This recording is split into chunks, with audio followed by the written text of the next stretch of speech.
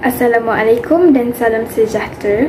Saya Yasmin Khadijah dan juga Izzah Alia akan membentangkan kajian lapangan geografi kami yang bertajuk Sumber Semula Jadi di Malaysia. Pertama sekali, kami ingin mengucapkan terima kasih kepada guru mata pelajaran geografi kami iaitu Puan Raina kerana telah memberi tunjuk ajar secara terperinci agar kami dapat menjayakan kajian lapangan ini. Kami juga ingin mengucapkan ribuan terima kasih kepada kedua ibu bapa kami serta rakan-rakan sebaya yang turut membantu untuk menyiapkan kerja-kerja ini. Pendahuluan. Pengurusan sumber semula jadi yang terancam adalah penting untuk memastikan alam sekitar terpelihara. Jika pengurusan sumber semula jadi tidak terurus, kualiti hidup manusia turut terjejas, terutamanya apabila kini sumber tidak boleh baharu berkurang akibat kadar permintaan yang tinggi. Antara salah satu kesan lain adalah kenaikan harga sumber seperti petroleum dan gas asli di pasaran.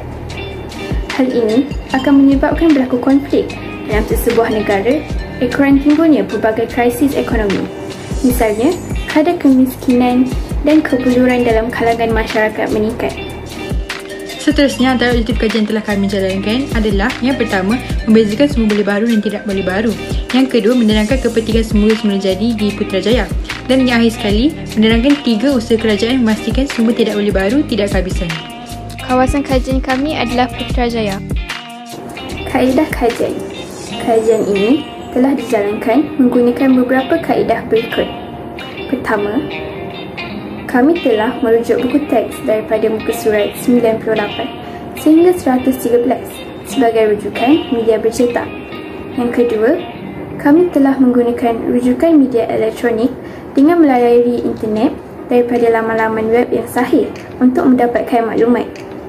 Yang ketiga, kami telah menjalankan kaedah soal selidik atas talian dengan cara mengedarkan Google Form.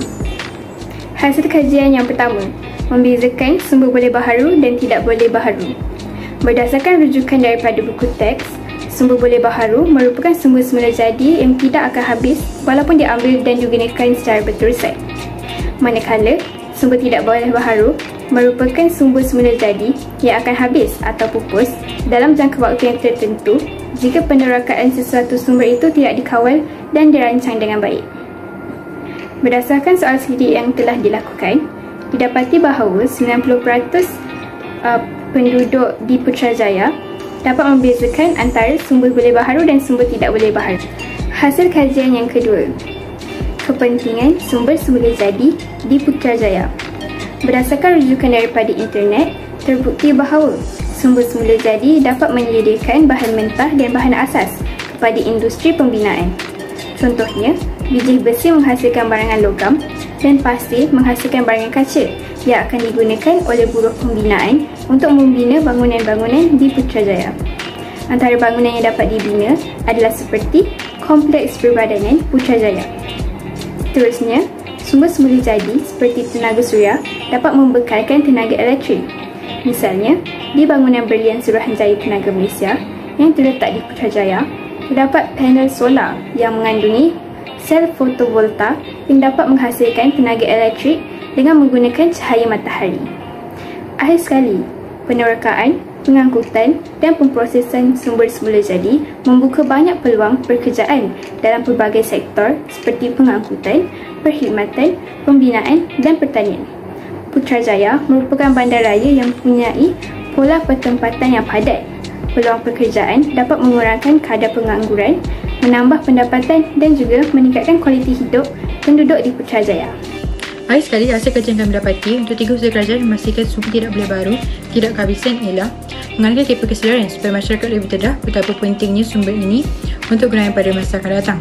Contohnya, pada 2 Jun 2016, sebuah kempen telah dijalankan di Putrajaya iaitu Green is a Lifestyle. Hal ini dapat memberi pengetahuan dan meningkatkan kesedaran rakyat mengenai pembangunan pertubuhan hijau dan terutamanya dalam tenaga lestari serta perkhidmatan penggunaan elektrik. Seterusnya, pihak kerajaan telah memasarkan panel solar dengan promosikan rumah yang telah mempunyainya. Contohnya, di Augusta Residence, Precinct 12 yang bertempat di Putrajaya, terdapat beberapa kediaman yang mempunyai pemanas air yang dijana oleh panel solar yang telah siap dibina pada rumah-rumah tersebut. Dengan cara ini, penggunaan panel solar dapat diperluaskan secara mudah dan juga strategik. Akhir sekali, pihak kerajaan menggalakkan masyarakat berkitar semula agar dapat memastikan sisa pepejal diurus dengan baik serta mengurangkan pencemaran yang disebabkan oleh sisa pepejal. Contohnya, pada 12 Julai 2019, Smart Bin telah diperkenalkan untuk orang ramai mendapatkan barangan kitar semula mereka supaya tidak mudah dicuri. Hal ini, orang ramai boleh meletakkan botol kaca, kotak dan juga kertas. Bagi rumusan pula, diharapkan bahawa setiap individu mengambil langkah inisiatif untuk memastikan sumber semula jadi ini tidak hapus dan dapat digunakan oleh generasi akan datang. Masyarakat pula diharapkan dapat memberi kerjasama dan mengikut segala langkah yang akan diberikan oleh kerajaan agar sumber ini boleh dapati dan digunakan serta membantu menjana pendapatan negara. Berikut merupakan lampiran-lampiran Google Form yang telah diedarkan dan juga jawapan-jawapan responden. Berikut merupakan sumber rujukan kajian iaitu rujukan buku, alamat URL dan juga orang sumber. Itu sahaja pembentangan daripada kami. Semoga maklumat yang disampaikan jelas. Sekian, terima kasih.